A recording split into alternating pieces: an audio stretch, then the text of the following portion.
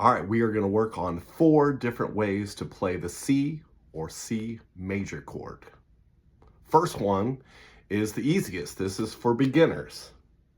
You just put your ring finger on the 3rd fret of the string closest to the floor, which is the A string. Giant cockroaches eat apples, A string. Now, normally my fingers would be up here, but I'm purposely getting them out of the way so you can see what I'm doing. That's what it should sound like. That is a C major chord. If you have any buzzing or anything like that, move your fingers close to the fret as possible without getting on top of it. Make sure all 4 notes are ringing out individually. Here's C major, 2nd position. Now, some people do call this the 3rd position because it's a bar is on the 3rd fret. This is for confident beginners and going into intermediate players. But this is the C, the 2nd position.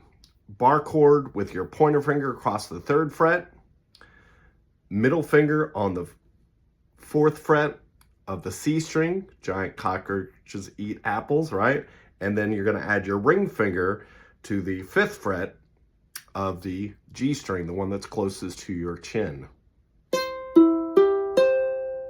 That's what it should sound like. All right. Now, some people do it like this. I recommend that you do it like this. Why, Kirk? Why? Because sometimes a C goes into a C7. That's a C7. Now, that's another lesson, but if your finger is like this, and then you need to go to a C7, then you've got to move this finger, and then you've got to move this finger. Now, that does 2 different things. That stops these 2 strings from ringing out. As soon as you lift off your finger, the note stops, right? The other thing is, like I said, you got to move this finger here, lift this finger here. So if you just do this, and then you go to a C7,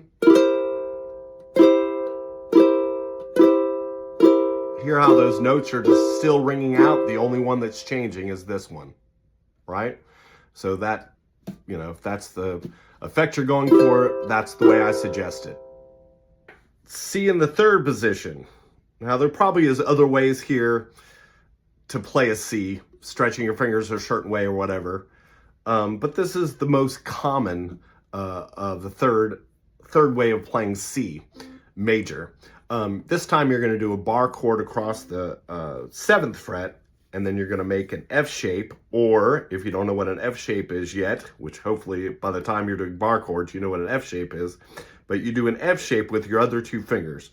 So the bar is across the 7th fret, your middle finger is on the 8th fret of the E string, and then your ring finger is on the 9th fret of the G string. Oops. That's what it should sound like. Anytime you learn a new chord, pluck it out 1 string at a time. Make sure all the strings are ringing out. If something it's not ringing out or whatever, you probably need to put more pressure. Pinch with your thumb. The other thing is, like I suggested before, the closer all your fingers are to the fret without being on top of the fret, makes it easier for those notes to ring out. All right, so I'm slowly moving away from the fret, and you can hear how it doesn't ring out quite the same.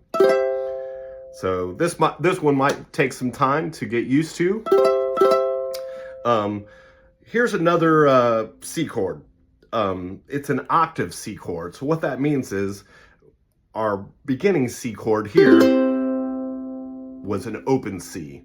If you want to do an octave from that, you go to the 12th fret and bar that, and then you can use your middle finger or your pinky on the 15th fret. So you have the bar on the 12th fret, 13th, 14th, 15th, right? Sometimes ukuleles have a marker for the 15th fret, but not always. Now, if you have a soprano ukulele, you probably don't have a 15th fret. So you won't be able to do this one. That just means eventually, whenever you buy your next ukulele, which you will buy another ukulele, it doesn't mean the one you have is bad. Just you need another one to do different things. So that is like an octave C. It's not really called that, but sometimes I'll remind my students that way. Octave C, and they'll know, oh, I've got to do an octave from that one.